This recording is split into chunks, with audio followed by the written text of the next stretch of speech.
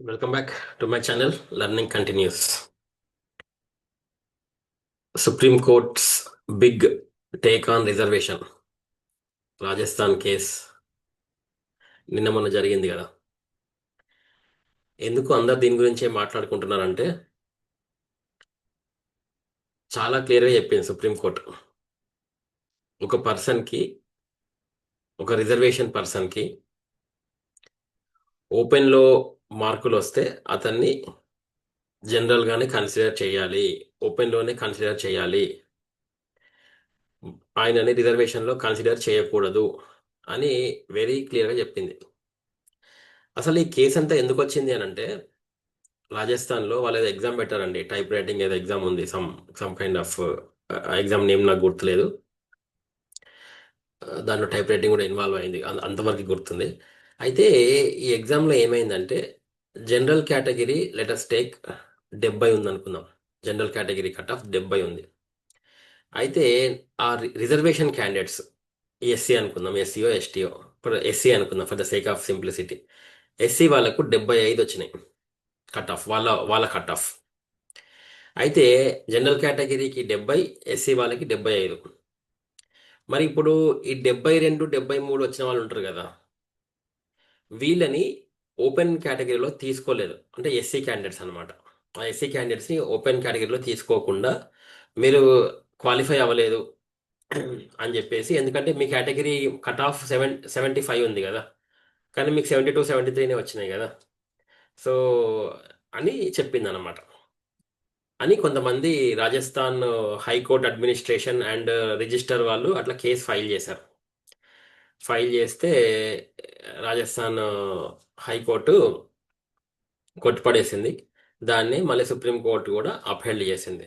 Upheld అంటే లేదు లేదు, వాళ్ళకి జనరల్ కేటగిరీ కంటే ఎక్కువ మార్కులు వస్తే వాళ్ళని వాళ్ళ బకెట్స్లో వేయకూడదు, ఈవెన్ దో వాళ్ళ కట్ ఆఫ్ ఎక్కువ అయినప్పటికీ అని చాలా క్లియర్గా చెప్పింది. ఓకే, ఇది మన టీజీపీఎస్సికి ఆపాదించుకుందాం. జిఓ 29లో ఏం చేశారు వీళ్ళు, అదే కదా చేసింది. మనకి జనరల్ కేటగిరీ కంటే ఎక్కువ వచ్చినా, ఏది వచ్చినా అసలు వాళ్ళని ఓపెన్లో తీసుకోలేదు, డైరెక్ట్గా వాళ్ళని వాళ్ళ వాళ్ళ బకెట్స్లో తీసుకున్నారు. నేను నిన్నాక మొన్న ఒక వీడియోలో చెప్పిన కదా. ఓకే, అండ్ రెండోది, ఆ, సరే, రెండో దానికన్నా ముందు ఒక ఎక్స్ప్లెయిన్ చేస్తా. అయితే ఆ, ఈ రిజర్వేషన్ అనే ప్రక్రియ చాలా మందికి అసలు అర్థం కాలే. నేను నిన్ననో ఈరోజు ఎవరితో మాట్లాడుతుంటే కూడా నాతో ఇంకా ఇదే వాదిస్తున్నారు. ఏం వాదిస్తున్నారు అంటే, రిజర్వేషన్ వాళ్ళకి సెపరేట్గా ఒకటి బకెట్ ఉంది కదా, మళ్ళీ వాళ్ళు జనరల్లోకి ఎందుకు వస్తారు అని ఇంకా వాదిస్తున్నారు. ఇది చదువుకున్న వాళ్ళు, గ్రూప్ 1 ఎగ్జామ్ రాసిన వాళ్ళు కూడా ఇట్లాంటి వాదన వినిపిస్తుంది. నాకు చాలా ఆశ్చర్యం వేసింది. అరే ఏం చదివిర్రా మీరు, ఏం చదువుకున్నారు, రిజర్వేషన్ అంటే అసలు ఏంటిది, వాట్ ఈజ్ రిజర్వేషన్. నేను I was trying to explain it to them that reservation అనేది ఒక కోటా కాదు, ఇది జనరల్ అనేది ఒక కోటా కాదు. And it applies to every one. And reservation అనేది ఒక అడిషనల్ ప్రివిలేజ్. ఓకే, రిజర్వేషన్ అనేది ఒక అడిషనల్ ప్రివిలేజ్ అని నేను చెప్పడానికి ట్రై చేస్తున్నా. కానీ అయినా కానీ అర్థం చేసుకోవట్లేదు, ఎంత చెప్పినా అర్థం చేసుకోవట్లేదు. సో అలాంటి వాళ్ళ కోసము I'm trying to explain it with an example. ఒక ఎగ్జాంపుల్ ద్వారా నా స్టైల్లో ఒక ఎగ్జాంపుల్ చెప్తా అండి. ఓకే, సో ఒక ఎగ్జాంపుల్ ఏంటిదంటే, మనము చూస్తున్నారు కదా, మనకు ఒకప్పుడు సెక్రటేరియట్ దగ్గర బస్సులు ఎక్కేవాళ్ళు. అందరు సెక్రటేరియట్లో ఆడవాళ్ళు మగవాళ్ళు అందరూ సాయంత్రం 5 o'clock వచ్చేసి ఆర్టీసీ బస్సు ఎక్కుతారనమాట. ఎక్కి దూరం దూరం వెళ్ళేవాళ్ళు. ఇప్పుడు కూడా ఉన్నాయి, సెక్రటేరియట్ నుంచి బస్సులు ఉంటాయి సాయంత్రం 5 o'clock, 6 o'clock, ఇబ్రహీంపట్నం, వనస్థలిపురం వెళ్తూ ఉంటాయి అనమాట. సో అక్కడ అక్కడ గవర్నమెంట్ ఆఫీసర్స్ అందరు ఉంటారు. అయితే ఈ ఎగ్జాంపుల్ ఎందుకు చెప్తున్నా అంటే, లెటస్ టేక్ ఒక బస్లో 60 సీట్లు ఉంటాయి, అందరికీ తెలిసిందే. అటు రెండు ఇటు రెండు, మొత్తం ఎంత అండి, అటు రెండు ఇటు రెండు 60 సీట్లు ఉంటాయి, చూస్తున్నారు కదా. మరి దీంట్లో బస్సులో లేడీస్కి రిజర్వేషన్ ఎంత, 33% కదా. 33% అంటే 60లో 33% 20. మనం చూస్తాం కదా, ఫస్ట్ ఒక 5 వరుసలు, 5 వరుసలకి ఏముంటుంది వెనుక, ఎల్లో కలర్ వేసి ఉంటుంది కదా. మనకి క్లియర్గా చూడగానే అరే లేడీస్ సీట్, లేడీస్ సీట్ అని మనం ఎక్కగానే 6th నుంచి ఆక్యుపై చేస్తాం.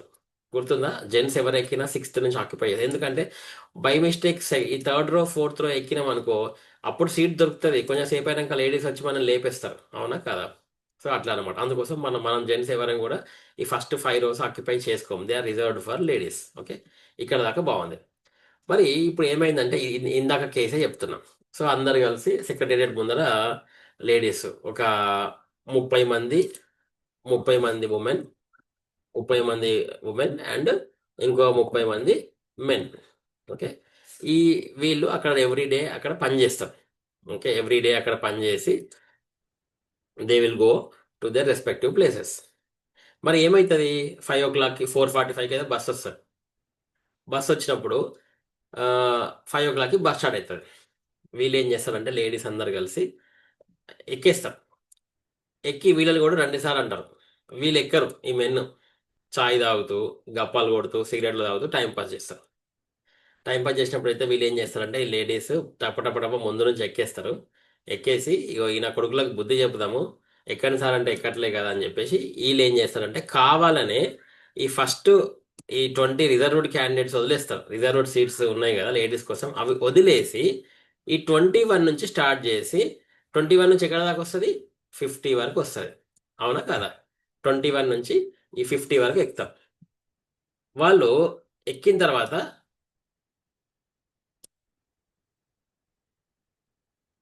21 నుంచి 50 వరకు ఎక్కేస్తారు.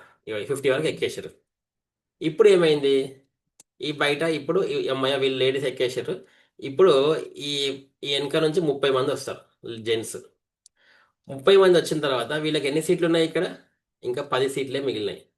సో ఇప్పుడు ఈ జెంట్స్ లో ఈ 30 ఈ 30 మెన్ ఓన్లీ 20 మెన్కి మాత్రమే సీటు దొరుకుతుంది. సరే 20 అంటున్నా, 10. అంతే కదా, మిగిలిన ఎంత? 10. ఈ 10 మెంబర్స్ మాత్రమే సీట్ దొరుకుతుంది. ఇంకొక 20 మెంబర్స్కి నో సీట్. ఇంకో 20 మెంబర్స్కి నో సీట్. ఓకే, ఇప్పుడు మీరు అడగొచ్చు. అప్పుడు వీళ్ళు అంటారు, ఈ 20 మెన్ వచ్చేసి ఏమంటారంటే, ఏ లేడీస్ మీరేంది ఇలా కూర్చున్నారు? మేము 20 మంది నిల్చున్నాము. మీరు వెళ్ళి మీకు ఈ 20 సీట్లు ఖాళీ ఉన్నాయి కదా ముందర, అవి వదిలేసి మా సీట్లలో కూర్చున్నారు ఏంది అని అడుగుతారు. అడిగితే ఏంది అయినా ఇంకోసారి అనండి సార్ మీరు అంటారు. మా సీట్లలో కూర్చున్నావు ఏంది అని అడుగుతారు మళ్ళీ ఈ మెన్. మీ సీట్లు అనకండి, ఇవి మీ సీట్లు కావు, ఇవి అందరికీ కేటాయించబడినవి ఈ సీట్స్. ఎవరైనా వచ్చి జల్దీ వస్తే ఈ 21 నుంచి ఈ 60 వరకు లేడీస్ కానీ జెంట్స్ కానీ ఎవరికైనా అధికారం ఉంది. జల్దీ రావాలి ఇక్కడికి, జల్దీ వస్తే మీరు ఈ 21 నుంచి 60 సీట్స్ వరకు ఎవరైనా ఆక్యుపై చేసుకోవచ్చు. మేము అదే చేసినాం, మీకు అప్పటి నుంచి చెప్తున్నాం, మీరు వచ్చి ఎక్కకుండా ఛాయ్ తాగుతూ గప్పాలు కొడుతూ కూర్చుంటే మేమేం చేయాలి అని చెప్పి వాళ్ళు ఆ లేడీస్ వీళ్ళని జెంట్స్ని తిట్టిపోసారు. వీళ్ళు ఏమంటారంటే ఇంకా మరి ఆ 20 సీట్లన్నా, ఆ 20 సీట్లలో మేము పోయి కూర్చుంటాం అంటే ఎట్లా కూర్చుంటారు? ఇప్పుడు సెక్రటేరియట్ దగ్గర అయిపోయింది, లిబర్టీ దగ్గర ఇంక 20 అక్కలు ఎక్కుతారని అంటాడు. అంతేగా, సెక్రటేరియట్ తర్వాత నెక్స్ట్ లిబర్టీయే కదా ఆ మూల మీద. ఆ లిబర్టీ దగ్గర ఇంకొక 20 మంది అక్కలు ఉన్నారు, వాళ్ళు ఎక్కుతారని అంటారు. అప్పుడు చచ్చినట్లు లేస్తారు మీరు, వాళ్ళు లేపుతారు, మేము వాళ్ళ కోసం ఈ సీట్లు ఆపినాం అంటారు. చూసారా? సో ఇప్పుడు నేను ఎగ్జాంపుల్ ఎందుకు చెప్పినా అంటే ఏవైతే ఈ ఇందాక గ్రీన్ కలర్తో 21 నుంచి 60 వరకు హైలైట్ చేసినో they are all merit.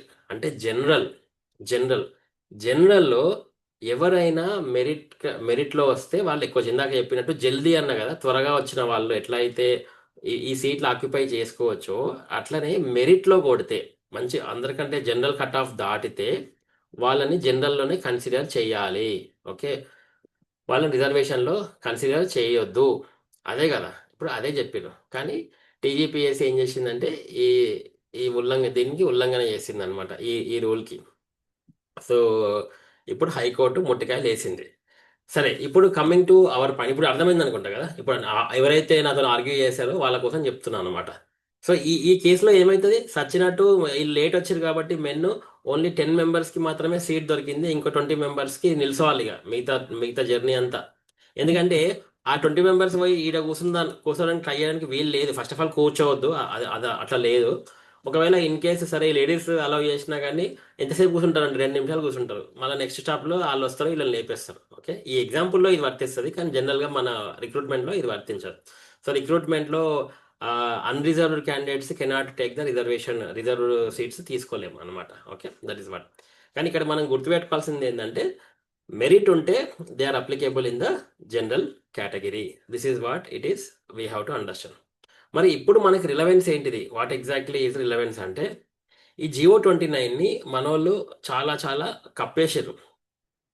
Okay, Jio 29ని ఎన్నిసార్లు మనం సర్ఫేస్ చేద్దామన్నా కానీ జియో 29ని పైకి రాకేయకుండా ఆపేస్తున్నారు. దీని ఒక కాన్స్టిట్యూషనల్ వ్యాలిడిటీ ఇప్పటి వరకు చెప్పలేదు. జియో 29 కరెక్టా కాదా అనే పాయింట్ని కోర్ట్స్ ఇప్పటి వరకు చెప్పలేదు. ఏ కోర్టు చెప్పలేదు, హైకోర్టు చెప్పలేదు, సుప్రీంకోర్టు చెప్పలేదు. మీరు లేట్ వచ్చిర్రు, జల్ది వచ్చిర్రు అని కొట్టేసింది, కానీ తప్పులు చేయడం మానవ సహజం అని కొట్టేసింది సుప్రీంకోర్టు. ఎంత గ్రేట్గా కొట్టేసింది చూడు.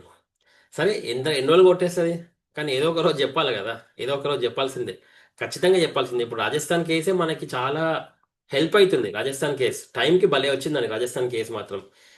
ఈ కేసుని మళ్ళీ రిఫరెన్స్గా తీసుకొని జియో 29ని అటాచ్ చేసి ఈ కేసుని రిఫరెన్స్గా తీసుకొని ఇప్పుడు చెప్పండి జియో 29 ఇది కరెక్టా కాదా.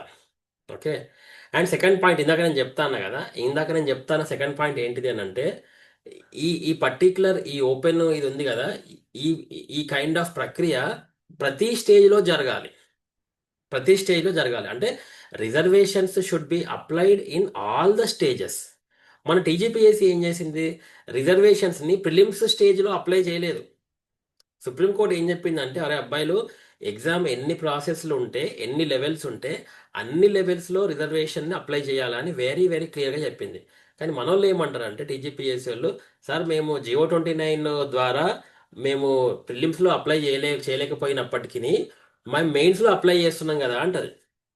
తప్పు వాదన కదా అది. That is very clear. అంత క్లియర్గా ఉన్న తర్వాత అంటే దాని అర్థం ఏంటిది, నువ్వు ప్రిలిమ్స్లో రాకూడని వాడిని ఆల్రెడీ నువ్వు చొప్పించేసినావు లోపలికి, నువ్వు ఇరికిచ్చేసినావు కదా. ఆ తర్వాత రిజర్వేషన్ అప్లై చేస్తే ఏంది, చేయకపోతే ఏంది.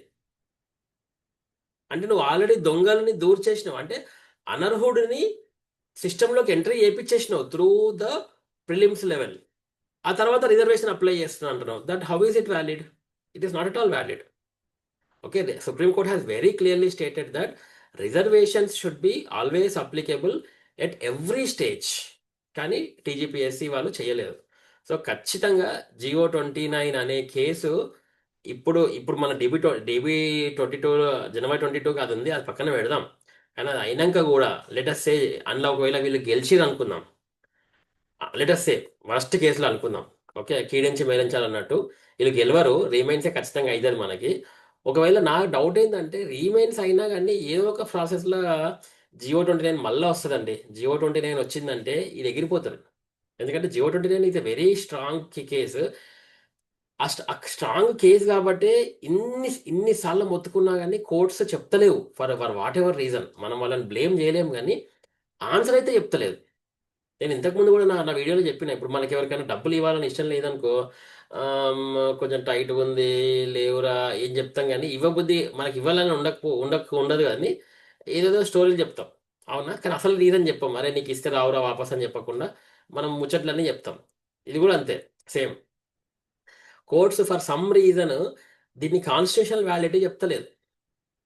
They are not telling the constitutional validity. So they should tell. ఏదో ఒక రోజు అయితే కాన్స్టిట్యూషనల్ వ్యాలిడిటీ చెప్పాలి కదండి.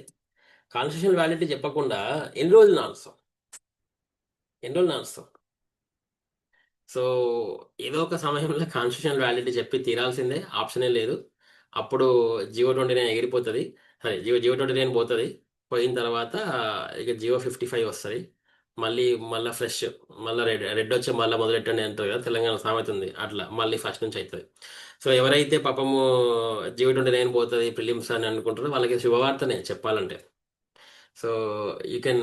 సో ఓవరాల్గా నేను చెప్పేది ఏంటంటే ఇది ఎగిరిపోతుందండి. ఈ ఎగ్జాము ఏ లెక్క చూసుకున్నా ఐదర్ రీమైన్స్ అవుతుంది, లేకపోతే రీప్రిలిమ్స్ అయితే ఖచ్చితంగా అవుతుంది. అది ఈ రోజు అవుతుందా ఏదైతే తెలియదు. It all depends upon political factors involve అయినాయి కదా. That is the process here. Political factors involve కాకపోతే, ఈ పెద్ద పెద్ద వాళ్ళు ఇన్వాల్వ్ కాకపోతే ఇప్పటికెప్పుడో కొట్టేసేది కోర్ట్స్. ఓకే, కానీ ఫర్ సమ్ రీజన్ ఇంకా పెద్ద హస్తాలు ఉన్నాయి కాబట్టి మనం ఏం చేయలేకపోతున్నాం, మాట్లాడలేకపోతున్నాం.